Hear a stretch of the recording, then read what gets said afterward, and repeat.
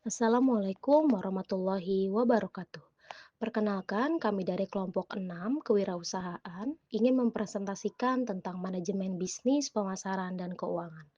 Kelompok kami ada Abdi Gustomo, Kak Angelika Aulia, Fandi Arya, Marisa, Risma Amelia, dan Ura Kurnia. Selanjutnya ada penjelasan dari manajemen pemasaran. Manajemen pemasaran adalah proses analisis, perencanaan, implementasi, dan pengendalian program-program yang dirancang untuk menciptakan, membangun, dan mempertahankan transaksi yang menguntungkan dengan target pasar guna mencapai tujuan jangka panjang perusahaan. Tujuan manajemen pemasaran yaitu yang pertama ada menyediakan produk atau jasa yang memenuhi kebutuhan dan keinginan pelanggan dengan cara yang lebih baik dibandingkan pesaing. Yang kedua ada meningkatkan penjualan dan omset perusahaan. Yang ketiga meningkatkan pangsa pasar. Yang keempat ada membangun citra positif perusahaan. Yang kelima menjamin keberlangsungan dan pengembangan perusahaan. Yang keenam menciptakan pelanggan baru dan hubungan jangka panjang. Selanjutnya, penerapan manajemen pemasaran. Yang pertama ada analisis pasar, kedua tentukan harga, ketiga promosi, keempat distribusi, dan kelima pelayanan pelanggan. Selanjutnya, strategi pemasaran. Strategi pemasaran adalah rencana menyeluruh perusahaan untuk mempromosikan produk atau jasa agar menarik minat konsumen dan mencapai target penjualan. Selanjutnya ada komponen dalam strategi pemasaran. Yang pertama, segmentasi pasar, kedua tentukan target pasar, ketiga penempatan produk, keempat marketing mix. Contoh strategi pemasaran. Yang pertama ada digital marketing, yang kedua discount building, yang ketiga customer loyalty program, dan yang keempat analisis kompetitor.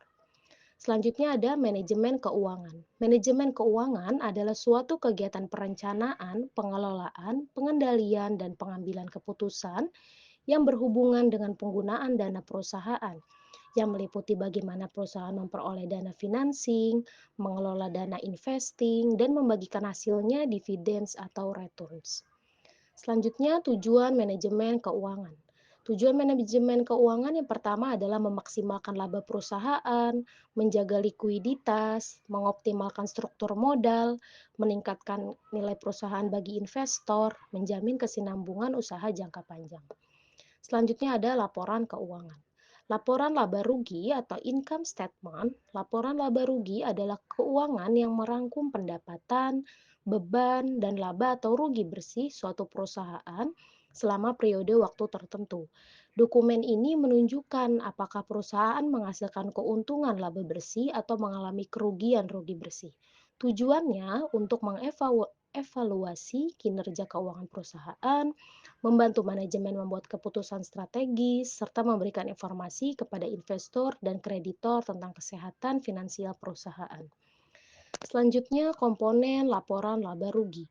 Yang pertama ada pendapatan atau revenue, yaitu total pemasukan dari penjualan barang atau jasa perusahaan. Lalu ada laba keuntungannya, selisih pendapatan dikurangi biaya. Apabila pendapatan biaya hasilnya positif, maka disebut sebagai laba. Lalu ada rugi, sama seperti laba, rugi juga merupakan selisih pendapatan dikurangi biaya. Jika apabila pendapatan biaya hasilnya negatif, maka disebut sebagai rugi. Harga pokok penjualan, biaya langsung dikeluarkan untuk memproduksi barang atau jasa yang dijual perusahaan. Beban cost atau expense, biaya-biaya yang dikeluarkan untuk menjalankan kegiatan bisnisnya. Selanjutnya ada contoh laporan laba rugi, di sini ada penjelasannya. Penjualan bersihnya sebanyak 850 juta, lalu pendapatan sewanya 20 juta. Nah, total pendapatannya yaitu 830 juta. Dijelaskan juga bebannya, harga pokok penjualannya, beban penjualan, beban administrasi, beban bunga, dan beban lainnya yang bersih ya. Terus selanjutnya laba, keuntungan sebelum pajaknya berapa, terus dikurang setelah yang pajaknya, jadi dihitung laba bersihnya. Selanjutnya ada laporan neraca atau balance sheet. Laporan posisi keuangan atau neraca adalah laporan keuangan yang mencatat informasi terkait aset, kewajiban, pembayaran pada pihak terkait dalam operasional perusahaan. Laporan neraca bertujuan untuk menunjukkan kondisi dan posisi keuangan suatu intensitas perusahaan pada titik waktu tertentu. Selanjutnya, laporan ini digunakan oleh pemilik dan investor untuk menilai kesehatan keuangan perusahaan, membuat keputusan investasi, serta mengukur kemampuan perusahaan untuk membayar utang dan mengelola aset. Selanjutnya, komponen laporan neraca. Ada aset, liabilitas, ekuitas. Jadi, aset sama dengan liabilitas plus ekuitas, yaitu menunjukkan bahwa total aset harus selalu seimbang dengan total liabilitas dan ekuitas. Selanjutnya ini ada contoh laporan neraca ya teman-teman, atau balance sheet. Jadi debitnya kita isi, terus utang usahanya ada utang usahanya apa enggak, modalnya berapa, nanti laba bulan berjalannya berapa, lalu jumlahnya berapa, baru dihitung. Selanjutnya ada laporan perubahan modal. Laporan keuangan yang menyajikan informasi mengenai perubahan ekuitas atau modal pemilik perusahaan dalam suatu periode akuntansi.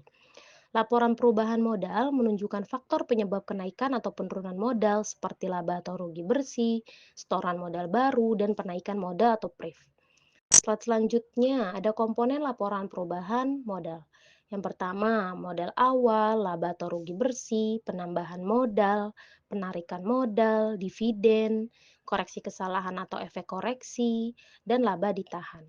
Laba ditahan yaitu laba bersih suatu perusahaan yang tidak dibagikan kepada pemegang saham sebagai dividen, melainkan disimpan kembali untuk mendanai pertumbuhan bisnis di masa depan seperti investasi, pelunasan utang, atau modal kerja. Slide selanjutnya di sini kita ada contoh laporan perubahan modalnya. Jadi modal awal pembukaannya berapa, laba bersihnya berapa, di total, habis itu kerugiannya, laba yang ditahannya, terus ada efek koreksinya juga, sampai akhirnya menemukan modal akhir atau penutupannya. Selanjutnya ada laporan arus kas atau cash flow statement. Laporan ini menyajikan pergerakan kas masuk dan kas keluar suatu perusahaan atau organisasi dalam periode waktu tertentu yang diklasifikasikan berdasarkan tiga aktivitas utama, operasi, investasi, dan pendanaan. Laporan ini berfungsi sebagai jembatan antara laporan laba rugi dan neraca yang menunjukkan bagaimana laba bersih dikonversi menjadi kas aktual dan membantu pemangku kepentingan menilai likuiditas, kemampuan membayar kewajiban, serta kinerja keuangan perusahaan. Slide selanjutnya ada komponen laporan arus kas. Kas yang berasal dari aktivis operasi, kas yang berasal dari aktivis investasi, kas yang berasal dari aktivis pendanaan.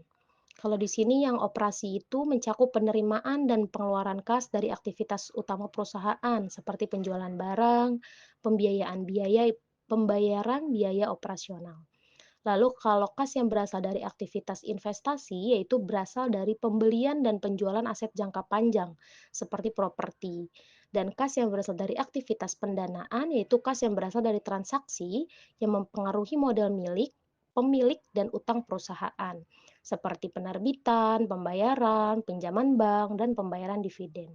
Di sini ada contoh laporan arus kas, teman-teman bisa lihat di sini ya. Jadi penerimaan tunainya berapa semua bikin laporannya gitu, jadi kita jelas. Selanjutnya kesimpulan. Manajemen bisnis, pemasaran, dan keuangan saling mendukung untuk keberhasilan dan pertumbuhan perusahaan, di mana manajemen pemasaran berfokus pada pemahaman dan pemenuhan kebutuhan konsumen untuk menciptakan nilai dan penjualan. Sementara manajemen keuangan berfokus pada pengelolaan sumber daya finansial untuk stabilitas, profitabilitas, dan pertumbuhan perusahaan. Keduanya harus dikelola secara efektif agar perusahaan dapat tetap relevan, kompetitif, dan mencapai tujuan jangka panjangnya. Silakan slide selanjutnya ada pertanyaan, boleh teman-teman kita diskusikan di WA Group kembali setelah teman-teman menonton video ini. Dan terima kasih banyak, kami dari kelompok 6 pamit undur diri. Wassalamualaikum warahmatullahi wabarakatuh.